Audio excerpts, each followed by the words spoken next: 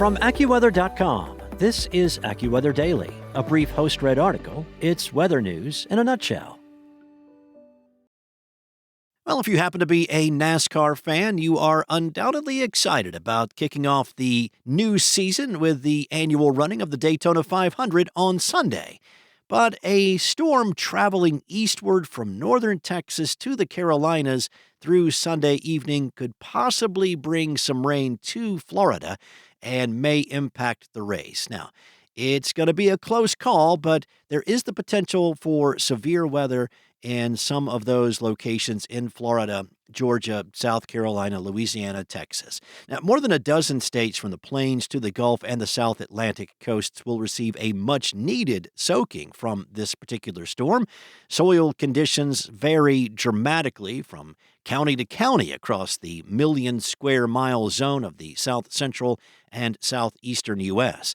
Some areas have adequate soil moisture, but some places are in exceptional drought, with rivers down to nearly a trickle. Much of the zone will pick up a half inch to an inch of rain from the storm, which will not solve the rainfall deficit, but some areas may receive 2 to 4 inches of rain, especially where thunderstorms occur.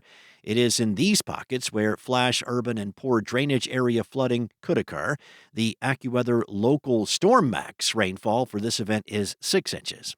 If you have travel plans with a flight out of Dallas, Houston, Atlanta, or Charlotte, there is the possibility of flight delays or cancellations in those cities.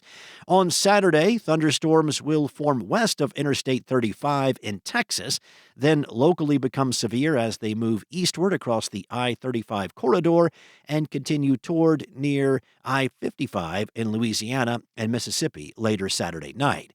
On Sunday and Sunday evening, some risk of severe thunderstorms will continue to advance to the east from eastern Mississippi and southeastern Louisiana through southern Alabama, northern Florida, southern Georgia, and the southern tip of South Carolina. While torrential downpours and damaging wind gusts will pose the greatest threat from the severe weather this weekend, a handful of the strongest thunderstorms may produce a tornado. And as NASCAR fans head to Daytona Beach this weekend, the majority of the weekend will be dry, but as the front approaches from the northwest later Sunday and Sunday evening, the chance of downpours with lightning will increase. A stray shower cannot be ruled out Sunday morning, with the driest part of the day potentially in the middle, when it could be free of rain for a 6 to 8 hour stretch. Any lengthy cautions or red flags could increase the chance of the race being cut short by rain. For those heading to the theme parks in Central Florida, the stretch from later Sunday afternoon to Monday will bring the highest chance of downpours during the extended holiday weekend for some. The downpours will be produced by the storm's trailing cold front. Highs will be in the 70s each day at Daytona and near 80 near Orlando from Friday to Sunday, and in the 70s for both locations Monday. Turning our focus to the West Coast now, multiple storms will spin southward along the Pacific coast next week. Each storm will bring abundant rain and mountain snow and cause significant impacts on travel and the potential for flooding and mudslides. Parts of the West are in desperate need of moisture, though.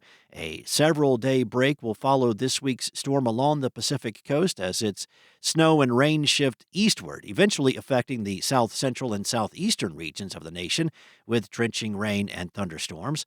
A storm over the Gulf of Alaska will drop southward to be just off the northwest coast late this week. Then over the weekend, the storm will begin to pivot eastward, and rain will break out over parts of the Washington and Oregon coasts. On Sunday, drenching rain is likely to spin into coastal areas of northern and central California. From there, low-elevation rain and mountain snow will expand southward and eastward across California, then into the interior west.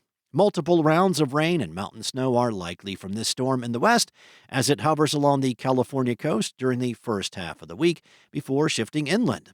Local commuters, cross-country shippers, and airline passengers should expect travel delays due to the likelihood of flash flooding, poor visibility, and heavy snow over the passes, especially over Donner Pass along Interstate 80. Another storm may drop southward along the Pacific coast in its wake later next week and may focus more on Washington and Oregon. Much of the interior West is in desperate need of storms with ample moisture. The developing pattern through the third week of February should help. That's all for now. You can find more regional forecasts and science-based articles at AccuWeather.com. And for your local forecast at your fingertips, download the AccuWeather app. Enjoy the rest of your day. Be safe. I'll be back tomorrow with more from AccuWeather.